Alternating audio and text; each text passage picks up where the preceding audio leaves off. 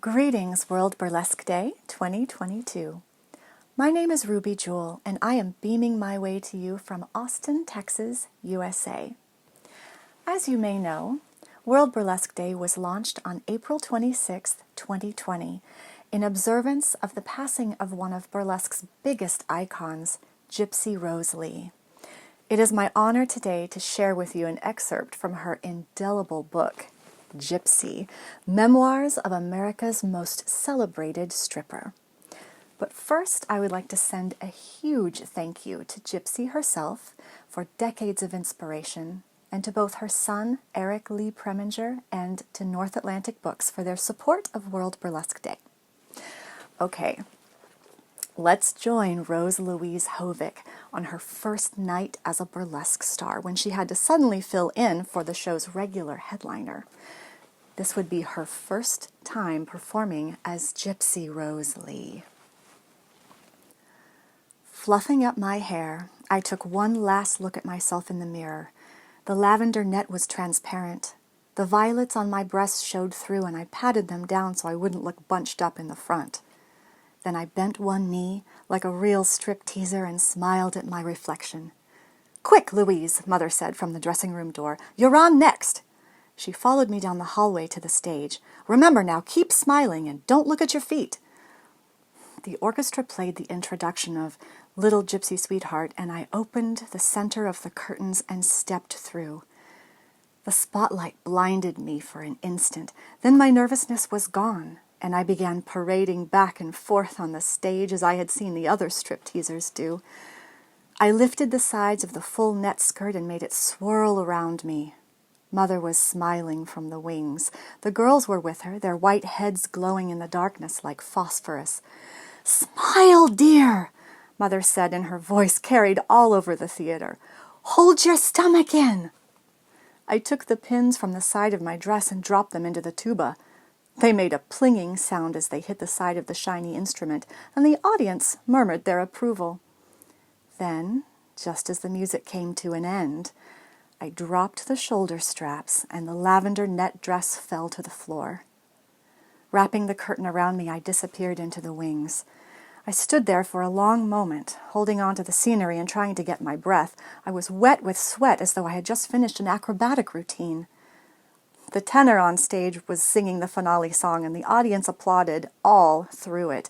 The louder they applauded, the louder he sang. That wasn't unusual. In fact, it always happened.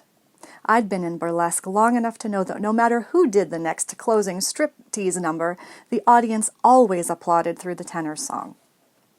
I waited a moment in the wings. Then, covering myself with the lavender net, I went back to my dressing room, the sound of the applause following me. Mother and the girls were waiting with my finale costume ready to slip into. I started to close the door, and Mother motioned for me to leave it open, a crack. "Listen to that applause," she said, a pleased but not too surprised smile on her face. "It's getting louder." It was getting louder. "It can't be for me," I said. The applause was mixed with shouts and yells and the noise of pop bottles rolling down the aisles. I grabbed up my robe. "If it is for me, I'd better take a bow or something." Mother slammed the door shut. "You stay right where you are," she said. "Get into your finale costume and let on you always go over this way. But no buts about it. Do as I tell you." I was the bird of paradise in the finale. Mother lifted down the heavy feathered shoulder piece and fitted it on my back. The girls represented other kinds of birds.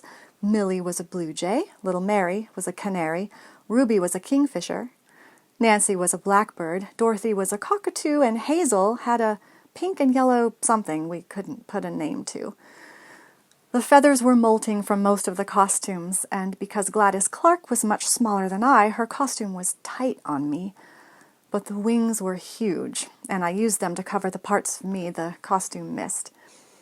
The girls and I hurried out on stage and waited for our cues. The prima donna, dressed as an egret, was singing with the tenor. I left the girls in the wings while I found my place at the top of the high staircase. Being the star of the show, I had a special entrance for the finale. Then when I heard my new name blare out through the annunciator, I walked as bird-like as I could down the stairs to the footlights. The applause to me was unbelievable. I opened the wings and showed the skimpy leotard. It was the least I could do, I thought, to show my appreciation.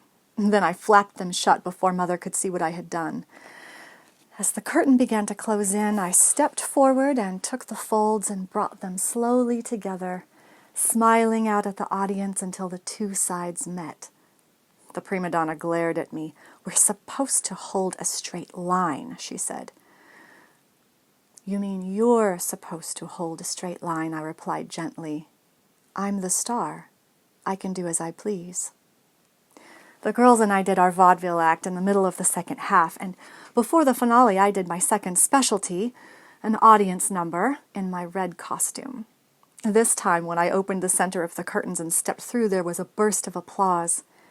I sang a verse and chorus of "Powder My Back," a number Mother and I copied from the ingenue of the show in Kansas City. I went down into the audience with a powder puff on a stick, as the ingenue had done, and looked around for a bald-headed man. I found one whose head shone in the spotlight like a pink Easter egg. After he had powdered my back, I picked up a strand of hair he had carefully combed over the shiny pate and tied a red ribbon to it. "Now stand up and show them how pretty you look," I said, pulling at his coat lapels. The man didn't want to stand up, and the harder I pulled, the further he slunk into his jacket. "But darling," I cried, "I want them to see how pretty you look." The man was almost hidden by his jacket. I planted a lipstick kiss on the shiny bald head and ran as fast as I could for the wings while the laugh held. I was underdressed for the next finale, and, leaving my red net costume in the wings, I crawled up on the platform and held onto the ropes while the stagehand pulled me up into the dark, dusty flies. Below me, on stage, I could see the tops of the heads of the tenor and the prima donna who were singing their duet. The chorus girls and the other principals were introduced. Then slowly the flyman led in the flittered, heart-shaped platform with me on it, and I smiled at the audience as the curtains closed.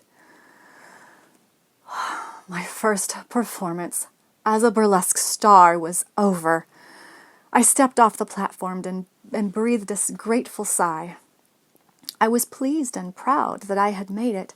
I had no doubts about that. I didn't have to sing or dance or do anything. I could be a star without any talent at all, and I had just proved it. That night, at the end of the first act finale, a large basket of flowers was delivered to me over the footlights. I pulled out one rose and threw it to the orchestra leader, as I had seen Olga Petrova do when we worked with her on the Orpheum circuit.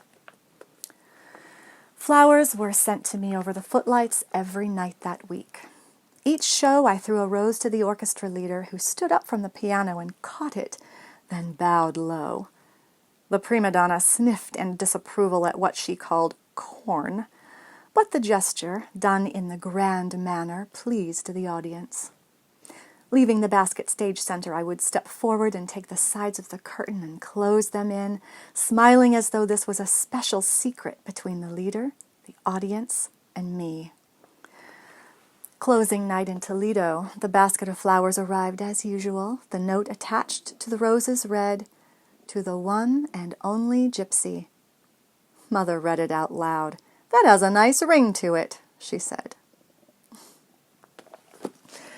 That is all for now. Thank you for tuning in to this reading of Gypsy Rose Lee's memoir. I highly recommend that you get your hands on a copy of this book, as it is a fabulous account of showbiz during the golden era of burlesque and of one of our biggest and brightest burlesque icons. Happy World Burlesque Day.